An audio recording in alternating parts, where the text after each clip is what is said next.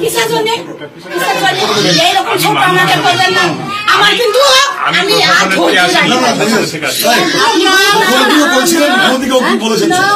তৃণমূলের বিজয় মিছিল থেকে ছড়া বোমায় প্রাণ গিয়েছিল ছোট্ট তামান্নার। মা সাবিনা বিবির বুক ফাটা কান্না দেখছে বঙ্গবাসী।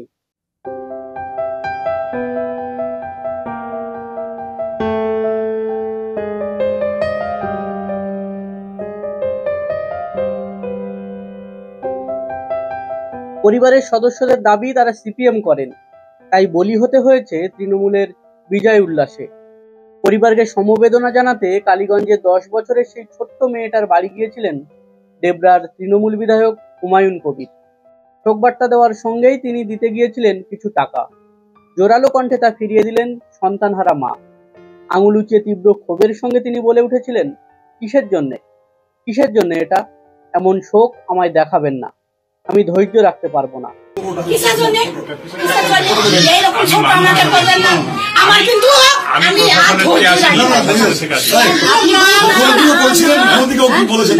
টাকা আছে নাও, টাকা নাও, ভুলে যাও।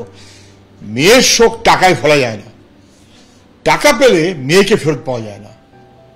আমি তো মেয়েটির মাকে স্যালুট জানাবো।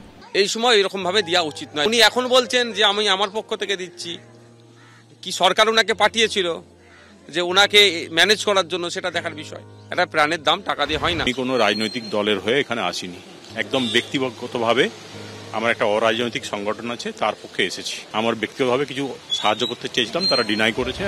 এবার সেই হুমায়ুনের কাছে গেল দলের শোকজ নোটিশ। কেন দলের অনুমতি না নিয়ে সেখানে গিয়েছিলেন? কারণ দর্শাতে হবে হুমায়ুন কবিরকে।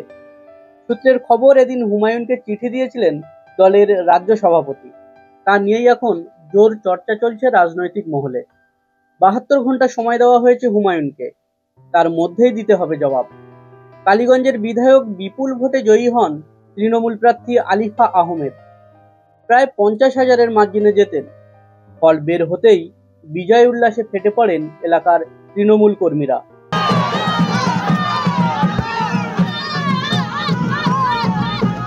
এলাকার বাসিন্দাদের অভিযোগ, প্রায় 40 থেকে 50টি বোমা ছোড়া হয়েছিল।